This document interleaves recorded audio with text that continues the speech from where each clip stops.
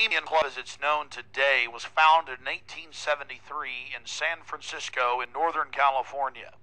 Many of the club's original annals, dating back to before the turn of the century, admit that local artists, writers, newspapermen, you name it, wanted a place away from the so-called backwardsness of the West Coast, the Judeo-Christian ethic. They found that place an hour and a half north of San Francisco, outside of the tiny town of Monterey. Their annals even admit an obsession with the occult and what they called druid rituals. Amongst the great redwood trees, they revived ancient ceremonies that in truth had their roots not in the Druids, but in Babylon itself. As the railroads brought commerce and larger populations, the prestige of the club grew until, in the year 2000, it is a gathering place for the world establishment, the elite. We're about to show you some of the key evidence documenting this. It is absolutely central to understand that these bizarre activities have been engaged in going back to 1873 and are not some new fanciful whim of the trendies on the West Coast.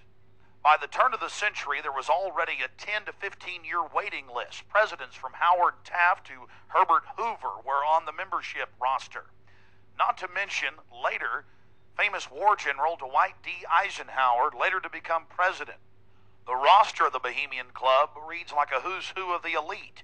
Look at this photo taken inside the Grove back in 1963. There you'll see Ronald Reagan, and sitting two people over from him, later to become president, Richard Milhous Nixon. Frankly, we don't know if these men actively enjoy the things that go on inside the Bohemian Club. But one thing is perfectly certain from the evidence. They are forced to go and attend and take part in these activities if they wish to be elevated to the highest levels of the geopolitical power structure. Take George Bush Sr., documented member. And then, of course, there's his son. Now, the last four generations of Bushes have also attended the Skull and Bones Society at Yale, well known to be steeped in the occult. Then there's Bill Clinton, a frequent attendee. Upon closer inspection, the entire federal government at the highest levels is infested with Bohemian Club members. And it doesn't stop there. America's private run-for-profit Federal Reserve Bank, from its very inception in 1913, has been run by prominent members of the Bohemian Club. Central Bank Chairman Alan Greenspan was seen leaving the Bohemian Grove only 1 month before he was appointed chairman of the Federal Reserve. He had to be a made man to be a member of the most powerful cabal on the planet. Historical records are clear from major universities. The Manhattan Project was planned and instituted and run from the Bohemian Club. All of this going on in an atmosphere of bizarre revelry. You're looking at an illustration from a November 1989 issue of Spy magazine. Spy goes undercover with Henry Kissinger, Merv Griffin, and William F. Buckley Jr. The story was clearly a shill, meant to misdirect the intensifying media coverage that the Grove was getting in the late 1980s. The writer's spin is obvious. They're just masters of the universe, big frat boys blowing off steam. We'll get back to this article later. Because you can clearly see that the mantra in the spin story has been picked up as a front by all the local media. Sure, they're elitist. Sure, they have some bizarre rituals. But what's the big deal? They're just having fun. If that was the case, why would David Gergen, presidential advisor to President Clinton, resign from the Bohemian Club and 17 other organizations when it was revealed in 1993? Organizations like the Trilateral Commission, the Council on Foreign Relations, the Bilderberg Group. But it's not just the Washington Times and the Sacramento Bee. You're looking at an illustration from the pages of Parade magazine, February 22nd, 1981. This story was the most accurate and revealing, detailing the so-called mock-human sacrifice. Former German Chancellor Helmut Schmidt wrote extensively in his memoirs, Men and Powers, a Political Retrospective, goes into great detail about the secret establishment running the world. The Trilateral Commission, the CFR, the Bilderberg Group, and of course, ladies and gentlemen, the Bohemian Grove, a place that he often talked about being a wonderful hideaway, a place to spend time with Nelson and David Rockefeller, and to talk about world government and steering societies. On page 225 of Men in Powers, he talks about it being one of the most astounding places he had ever visited in the United States, and how that feeling intensified over the years with subsequent visits.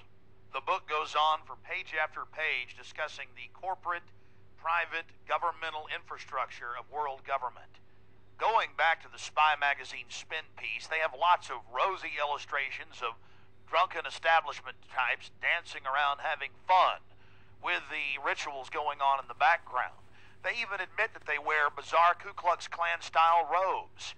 And there's even a photo released by the Grove of the ritual being engaged in. They talk about the incredible security surrounding the Grove. And they even admit that a corpse, a sacrifice, is born across the lake. But it's all in good fun. We did massive research on the occult. And one of the libraries we visited was that of Professor Tex Mars of Aeronautics.